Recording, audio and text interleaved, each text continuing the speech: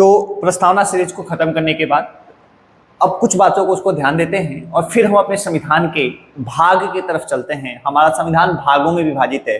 वर्तमान में संविधान में 22 भाग हैं, तो एक एक करके 22 भाग को समझेंगे, उनके अर्थ को समझेंगे, परीक्षा में उनके नीड्स को समझेंगे कि परीक्षा में वैसे उनसे क्वेश्चंस कैसे आते हैं।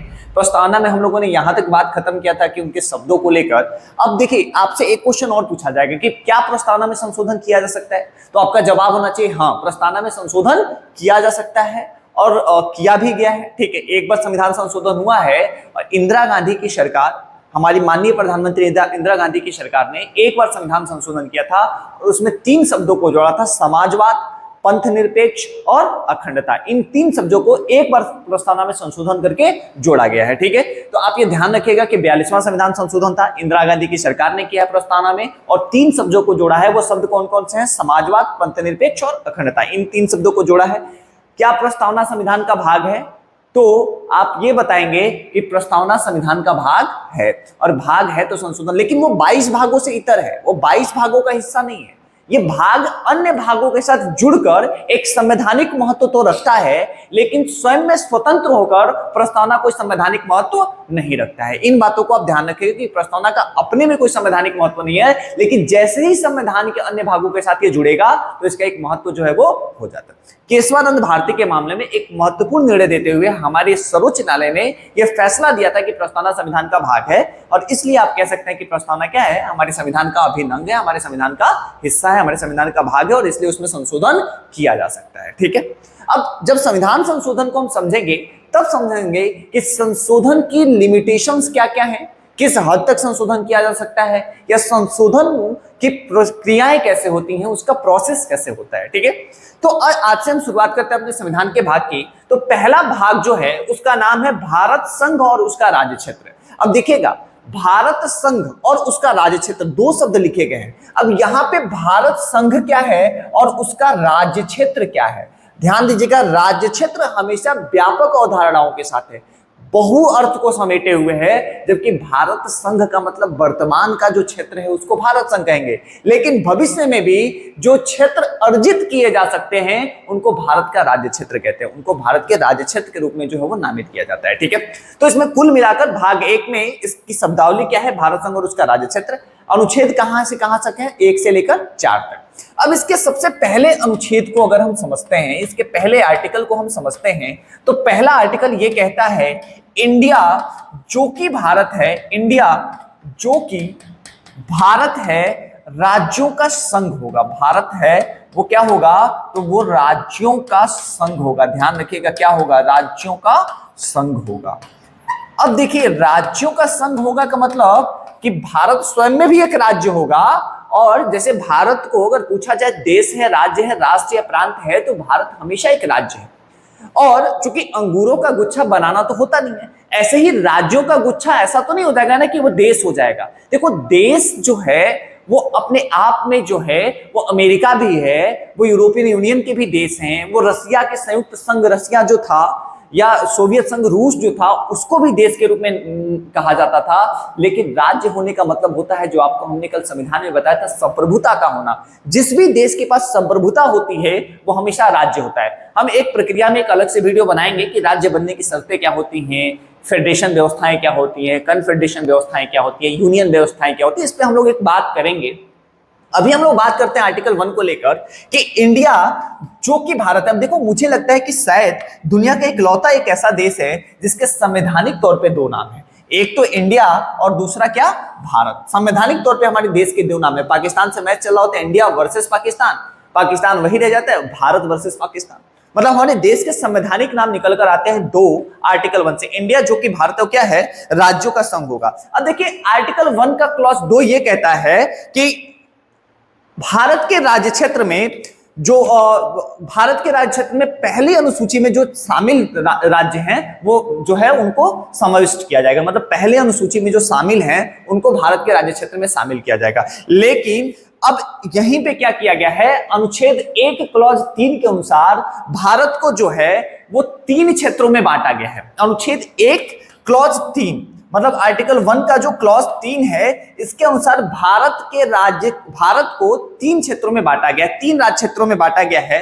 एक तो राज्यों के राज्य क्षेत्र हैं, राज्यों के राज्य क्षेत्र हैं, मतलब जो राज्यों के राज्य क्षेत्र होंगे।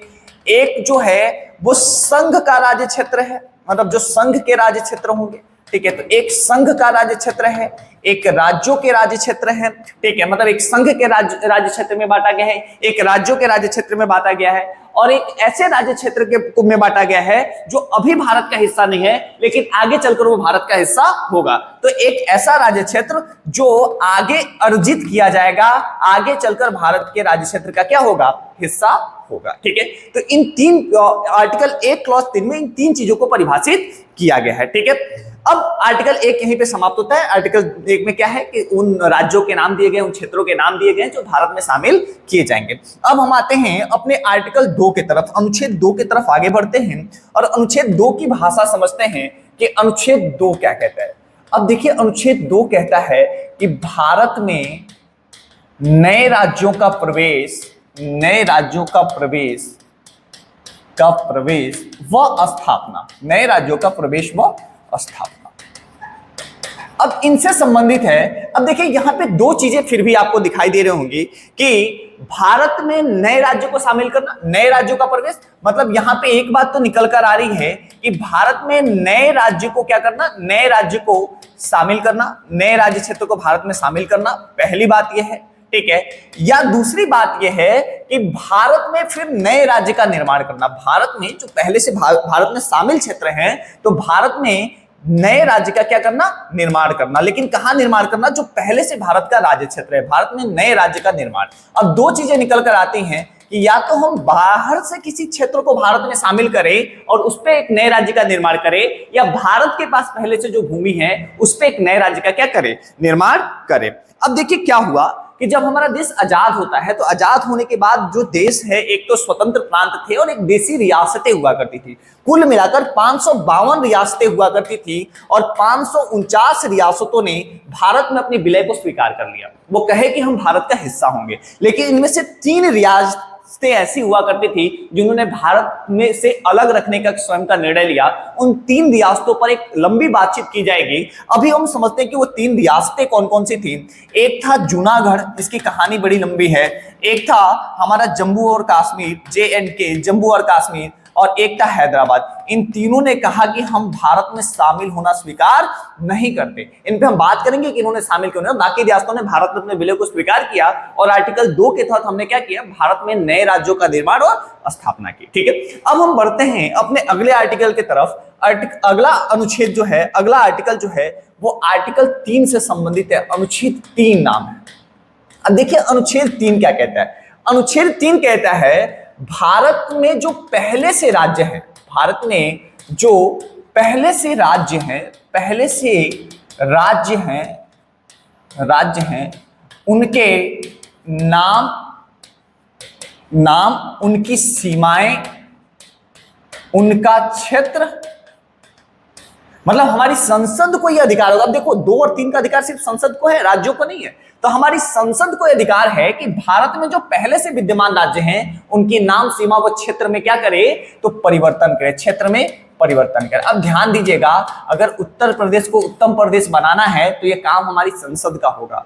अगर उत्तर प्रदेश का कुछ हिस्सा बिहार को देना है या बिहार का कुछ हिस्सा उत्तर प्रदेश को देना है, तो यह दोनों राज्यों की विधानसभाओं का काम नहीं है, ये हमारी संसद का काम है। और हमारी संसद अनुच्छेद 3 का प्रयोग करते हुए उत्तर प्रदेश को उत्तम प्रदेश या राम प्रदेश बना सकती है और क्या कर सकते हैं, इसका कुछ हिस्सा बिहार को देकर बिहार से कुछ हिस्सा उत्तर प्रदेश को भी दे सकते हैं। ये अधिकार किसको है, तो हमारी संसद को है। अनुच्छेद 3 जो है वो हमारी संसद को यह अधिकार देता है, ठीक है। अब एक चीज और समझते हैं कि अनुच्छेद 4 क्या कहता है और फिर कुछ बातों को समझेंगे। देखिए अनुच्छेद 4 कहता है कि अनुच्छेद 2 और अनुच्छेद 3 इनके तहत, मतलब अनुच्छेद 2 और 3 का प्रयोग करके अगर कोई विधि बनाई जाती है, मतलब अगर कोई राज्य का निर्माण किया जाता है या राज्य की स्थापना की जाती है, तो 2 और 3 के तहत बनाई गई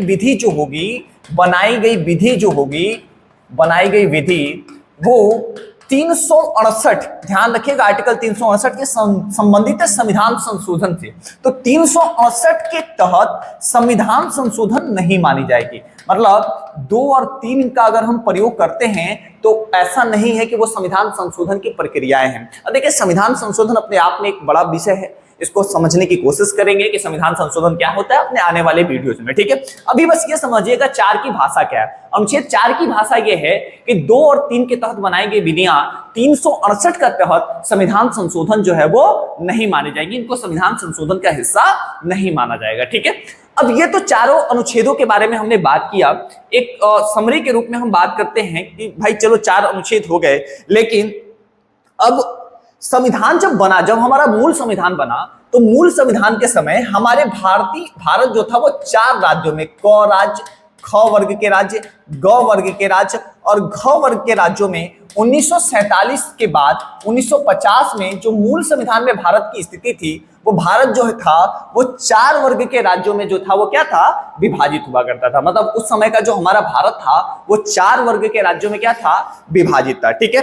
अब क्या हुआ कि भारत में राज्य बनाए जाएंगे, इस पे बात शुरू हुई। और जब भारत में राज्य बनाए जाएंगे तो राज्य पुनर्गठन की बात शुरू हुई कि राज्यों का पुनर्गठन किया जाएगा, राज्यों का पुनर्गठन किया जाएगा। इसकी बात भारत में शुरू होती है कि राज्यों का पुनर्गठन किया जाएगा, और राज्यों के पुनर्गठन से संबंधित सबसे पहले जो कमेटी बनाई जाती है उस कमेटी का नाम होता है धर आयोग या धर कमेटी। अब ये धर आयोग क्या करता है, ये धरा रह जाता है, और ये बेसिकली क्या कहता है, तो धर आयोग कहता है कि भारत में राज्य बनेंगे लेकिन भाषाई आधारों के स्थान पर भारत में राज्यों को प्रशासनिक आधारों पर बनाया जाएगा। किस आधार पर, तो प्रशासनिक आधारों पर भारत में क्या किया जाएगा, राज्यों का निर्माण किया जाएगा। मतलब भारत में जो राज्य बनेंगे उनका आधार जो होगा वो क्या होगा, प्रशासनिक होगा। मतलब प्रशासनिक आधारों पर भारत में राज्यों का निर्माण किया जाएगा।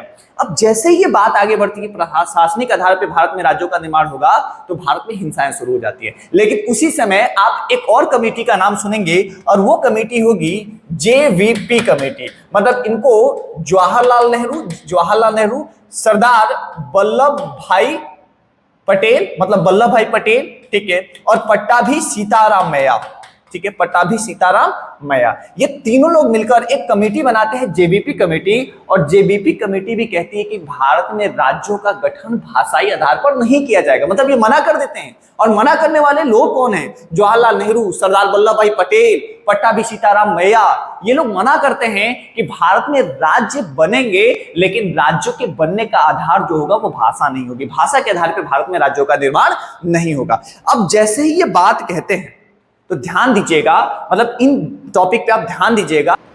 अब देखिए, राज्यों के बनने की कहानी को अगर आगे हम बताते हैं तो क्या होता है कि हमारे देश के प्रधानमंत्री जो बनेंगे, जवाहरलाल नेहरू, ठीक है, सरदार वल्लभ भाई पटेल प्रथम गृह मंत्री, उसके बाद पट्टाभी सीताराम मैया, ये तीनों लोग, मतलब 3 लोग, कौन, जवाहरलाल नेहरू, पट्टाभी सीताराम मैया और आपके वल्लभ भाई पटेल साहब, ये तीनों लोग कहते हैं कि भारत में राज्यों का निर्माण जो होगा वो भाषाई आधार पर नहीं किया जाएगा। और जैसे ही ये कहते हैं कि भारत में राज्यों का निर्माण जो होगा वो भाषाई आधारों पर नहीं होगा, तो आप जानते हैं कि राज्य कैसे बनेंगे, फिर राज्यों के बनने का क्रम क्या होगा।